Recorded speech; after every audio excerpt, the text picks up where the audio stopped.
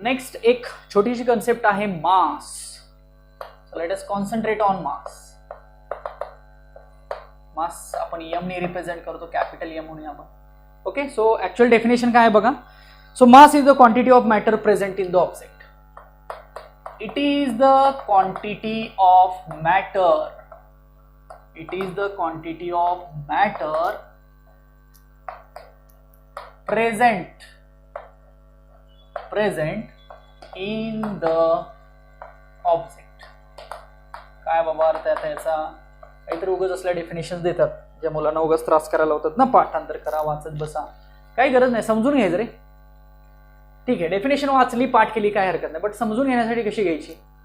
So it is a quantity. He quantity आहे कशाची? मॅटरची. कशामध्ये? ऑब्जेक्टमध्ये. आता मला सांगा, हा ऑब्जेक्ट आहे, या ऑब्जेक्टमध्ये किती मॅटर्स आहेत? So we can say that number of matters present in this object. मग ह्या सगळ्या मॅटरची जी क्वांटिटी आहे आणि ह्या सगळ्या क्वांटिटीचं मिळून ह्या ऑब्जेक्टचं काय होतं? मास होतं. लक्षात येते?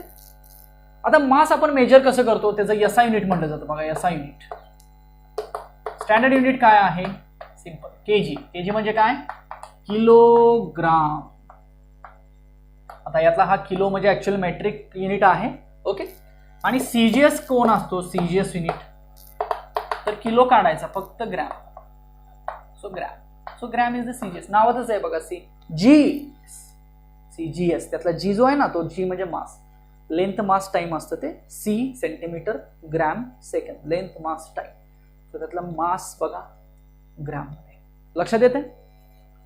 आता मेट्रिक मधले थोडेसे तुम्हाला मी अर्थ सांगतो बघा. 10 to the power 3 असते ना, याला एक नाव ठेवलेलं आहे सायन्स मध्ये. याचं नाव असतं किलो. अजून अशी भरपूर नाव आहेत. सेंटीला 10 to the -2 असतं, मिलीला 10 to the -3 असतं. 11th मध्ये आम्ही हे शिकवतो सुरुवातीला, मेट्रिक सिस्टीम. फिजिक्स मध्ये मी हे शिकवतो.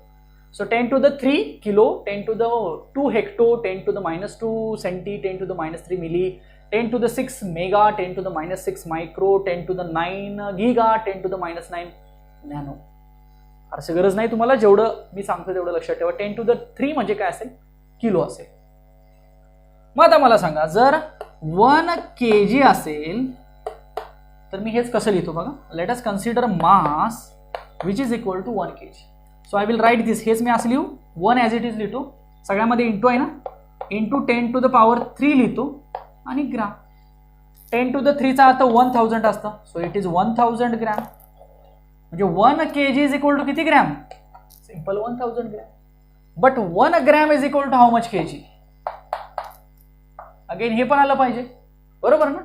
1 ग्रॅम म्हणजे किती kg? तर काय करायचं? आपल्याला kg मध्ये आणायचं ना. सो इथं के आणला, मग के इथं लिहिला म्हणून खाली पण के लिहिला पाहिजे ना. सो के ला के निघून गेला की हे इक्वेशन आहे तसं दिसते. बट 1/k म्हणजे काय? 1/10 to the power 3. आणि हे झालं केजी मध्ये. मग 10 to the 3 वरती आणा. So 10 to the -3 kg. So what is 1 gram? So 1 gram म्हणजे 10 to the -3 kg. आणि what is 1 kg? So 1 kg म्हणजे 1000 gram. So this is the conversion factor between the two different systems of the mass. एक system आपण SI म्हटली for example, आणि एक system आपण CGS म्हटली फॉर एक्झाम्पल. तर ह्या दोन्ही मधला हा झाला डिफरन्स. कळलं इथपर्यंत मास म्हणजे नक्की काय असतं? आता अजून एक गंमत बघा, वेट. Okay, weight W. तर ह्या वेटला जनरली फोर्स म्हटलं जातं. लक्षात ठेवा, वेट म्हणजे काय असतं? फोर्स असतो. मग फोर्स कशात असतो? न्यूटन मध्ये असतो. ओके, पण आपण शहाणे वेटला काय म्हणतो? हा चला, तुमचं वेट किती आहे? माझं वेट 60 kg आहे, माझं वेट 80 kg आहे. सो हे चुकीचं आहे. तुमचं वेट किती आहे हा क्वेश्चनच ऍक्च्युली चुकीचा आहे. म्हणजे क्वेश्चन येऊ शकतो, बट त्याचं जे आपण आन्सर देतो ते आन्सर चुकीचं आहे. मग क्वेश्चन काय अपेक्षित आहे किंवा आन्सर काय अपेक्षित आहे? जर क्वेश्चन असा असेल की तुमचं मास किती आहे, तर प्रोबॅबल आन्सर इज इन केजी. तुम्हाला जर कोणी मास विचारलं तर ते तुम्ही केजी मध्ये म्हणा ना. पण तुम्हाला जर वेट विचारलं तर ते केजी मध्ये सांगू नका, ते न्यूटन मध्ये असतं. कारण वेट म्हणजे फोर्स असतो. मग काय फॉर्म्युला असतो त्याचा? तर वेट म्हणजे मी फोर्स म्हटलं, आणि force is equal to mass into acceleration असतं. हे कोण सांगतं? Newton second law of motion सांगतो. हे कोण सांगतं? Newton second law of motion सांगतो. म्हणून हाच वेटचा फॉर्म्युला mg लिहिला जातो. m for mass, a for g. A म्हणजे ऍक्सेलरेशन, जी म्हणजे ऍक्सेलरेशन ड्यू टू ग्रॅव्हिटी, सेमच आहे. सो वेटचा फॉर्म्युला काय झाला, mg झाला. आणि हा जो जे आहे ना, हा बाय डिफॉल्ट अर्थ सरफेस वरतीच एवढा असतो आणि हा सगळ्यात जास्त असतो. हे सुद्धा ग्रॅव्हिटेशन टॉपिकमध्ये असतं की 9.8 कुठून येत होते.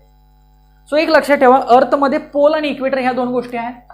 ही अर्थ आहे अशी, हा असेल अर्थचा पोल आणि हे असेल अर्थची इक्वेटर. ह्या पोलवरती सगळ्यात जास्त म्हणजे ही व्हॅल्यू असते आणि इथं थोडीशी कमी होते, 9.8 ला थोडीशी, अगदी थोडीशी कमी होते.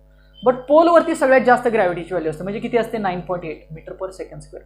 ऍक्सेलरेशन आहे ना, velocity upon distance square, velocity upon time square, velocity upon time, distance upon time square म्हणजे ऍक्सेलरेशन. मग आता तुम्हाला वेट विचारलं तर तुम्ही काय सांगणार, तुमच्या मासला 9.8 न मल्टिप्लाय करायचं. म्हणजे फॉर एक्झाम्पल माझं मास 100 kg आहे. सो मी 100 kg ला 9.8 न मल्टिप्लाय करतो. So it becomes 980 newton. So this is my weight. So look at the weight. So this is my weight. What is the value of the weight? So weight is 980 newton. बघा weight कशामध्ये सांगितलं जातं, Newton मध्ये सांगितलं जातं. लक्षात येते का? सो मासमध्ये फरक लक्षात ठेवा. केजी आणि न्यूटन ह्या दोन वेगळ्या गोष्टी आहेत. केजी मध्ये असेल तर ते मास असतं आणि न्यूटन मध्ये असेल तर ते वेट असतं. त्यामुळे मास कशामध्ये मेजर करायचं आणि वेट कशामध्ये मेजर करायचं ह्या दोन गोष्टी लक्षात येतात का व्यवस्थित बघा. समजतंय? थोडंसं सोपं आहे, काही फारसं अवघड नाही. जेवढं बोर्डवरती लिहितोय मी तेवढं जरी समजलं तर बरंच तुम्हाला क्वेश्चन सॉल्व्हिंगसाठी याचा उपयोग होऊ शकतो. समजलं? सो हे ग्रॅव्हिटेशन मधला थोडासा पार्ट आहे हा वेटचा वगैरे. सो अर्थ सरफेस वरती मग ग्रॅव्हिटी असते 9.8 मीटर पर सेकंड स्क्वेअर आणि ही ग्रॅव्हिटी सगळ्यात जास्त असते. अजून एक तुम्हाला सांगू का की आपण अर्थ सरफेस सोडून जर दुसरीकडे गेलो ना तर ग्रॅव्हिटी कमी कमी होत जाते. म्हणजे अर्थ सरफेसच्या आतमध्ये जरी गेलो सेंटरला ग्रॅव्हिटी 0 जाते. अर्थ सरफेसच्या वरती जरी चालू तर ग्रॅव्हिटी कमी कमी होत जाते, हाईट वाढेल तशी. आणि एक असा पॉईंट मिळतो की तिथे ग्रॅव्हिटी पूर्ण 0 असते, जिथं सॅटेलाइट सोडला जातो. बघा समजतंय का? किंवा सॅटेलाइटमध्ये सगळ्या अशा अंतराळात म्हणतो ना, म्हणजे अंतराळी अशी असतात, like they are flowing in the air. Okay. So का तर तिथं ग्रॅव्हिटीच नाहीये, मास आहे. आपण स्वतः गेलो म्हणजे मास आहे ना, बट ग्रॅव्हिटी 0 आहे. मग वेट किती झालं? 0 झालं. मग वेट नसल्यामुळे ते कसे पण हलत डुलत तिकडे निवांत फिरत असतात, लाईक ॲस्ट्रोनट्स. ओके. जे सॅटेलाइट्समध्ये जातात ते. मग ती सगळी प्रोसिजर तुम्हाला कदाचित कुठं तर तुम्ही बघितली पण असेल व्हिडिओजमध्ये वगैरे. ओके. सो हे कशामुळे होतं? ग्रॅव्हिटी 0 होते. मूनवरती पण ग्रॅव्हिटी कमी आहे बघा. ऍक्च्युली अर्थवरची ग्रॅव्हिटी आणि मूनची ग्रॅव्हिटी ना, ग्रॅव्हिटी ऑन मून किंवा ग्रॅव्हिटी ऑन अर्थ म्हणतो मी, ही 6 टाइम्स म्हटलं जातं, 6 टाइम्स. किंवा वेट म्हणूया, वेट म्हणजे ग्रॅव्हिटी थोडक्यात. So weight on earth surface is 6 times weight on moon. म्हणजे जर अर्थ सरफेस वरती जर एखादं वेट किंवा मून वरती जर एखादं वेट 10 न्यूटन असेल तर ते अर्थ वरती किती असणार आहे? 60 न्यूटन असणार. म्हणजे याचा अर्थ काय समजतोय की g acceleration due to gravity ही क्वांटिटी आहे ती सगळ्यात जास्त अर्थवरतीच असते. काय म्हणतो मी? ऍक्सेलरेशन ड्यू टू ग्रॅव्हिटी ही कन्सेप्ट सगळ्यात जास्त किंवा ही जी व्हॅल्यू आहे ती अर्थ सरफेस वरती सगळ्यात जास्त असते आणि अदर प्लॅनेट्स वरती ही जी ग्रॅव्हिटीची व्हॅल्यू आहे ती काय होत जाते? कमी कमी होत जाते. So this is the very important formula of the weight. So what is the formula of the weight? So weight is equal to mass into gravity. I hope की तुम्हाला हे लक्षात येत असेल. ओके. सो आपण फोर्स आणि pressure हा पहिला टॉपिक बघतोय, ज्याच्यामध्ये आपण हा पहिला फोर्सचा पार्ट बघतोय आणि दुसरा मग प्रेशरचा पार्ट आहे. समजलं?